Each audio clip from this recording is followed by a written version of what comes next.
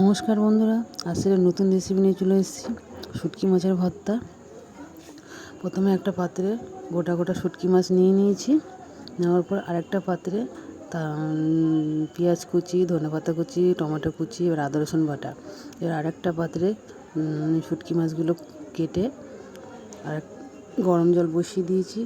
দিয়ে শুটকি মাছগুলো কুচো কুচো করে কেটে গরম জলে সিদ্ধ করে নিতে হবে। নিয়ে যেই গরম জলটা হয়ে এসছে, শুটকি মাছগুলো ফুটে এসছে। ফোটার পরে আরেকটা পাত্রে জলটা ঝারিয়ে নেব।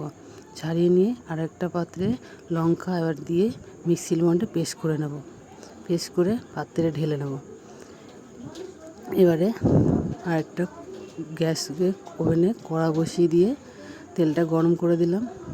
গরম করার পরে তেলটা যে গরম হয়ে আসবে, কড়াতে দিয়ে দেবো। তেলটা গরম হয়ে এসছে, এবার কড়াতে দিয়ে দেবো কালো জিরে। কালো জিরেটা দেওয়ার পরে এবারে কুচনো পেঁয়াজটা কড়াতে দিয়ে দেবো। কুচনো পেঁয়াজ যতটা ছিল এবার সবটাই দিয়ে দিলাম।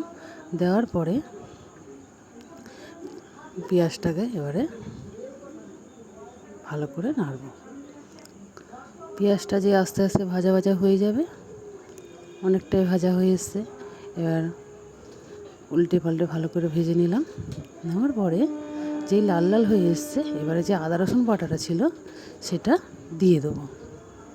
আদা রসুন বাটাটা দিয়ে দিলাম।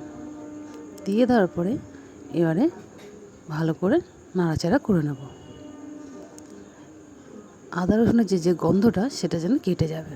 কাটার পর যে টমেটো কুচিটা আছে সেটা দিয়ে দিলাম। টমেটো কুচিটা দিয়ে ভালো করে নেড়ে নেব। নেড়ে নেওয়ার পরে যে একটু নরম হয়ে এসে টমেটোটা দেওয়ার পরে যে শুটকি মাছটা ছিল সেটা দিয়ে দিলাম কড়াতে। দিয়ে এবারে ভালো করে নাড়াচাড়া করে নেব।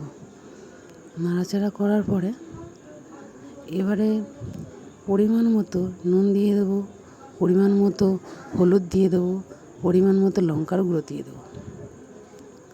দেওয়ার পরে এবারে ভালো করে নেড়ে নেব। ভালো করে নাড়াচাড়া করে যেই অনেকটা শুকনো হয়ে আসবে, অনেকটাই শুকনো হয়ে আসবে, পুরো শুকনো শুকনো হয়ে গেলে এবারে যে ধনেপাতা কুচানোটা আছে সেটা দিয়ে দেব।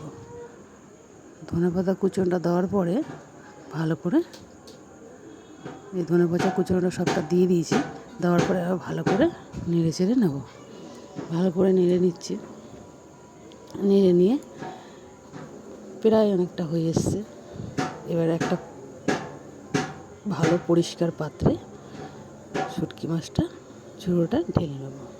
ঢেলে এবারে তোমাদের যদি ভিডিওটি ভালো লাগে লাইক কমেন্ট শেয়ার করবে, আর চ্যানেলটিকে সাবস্ক্রাইব করতে ভুলবেন না।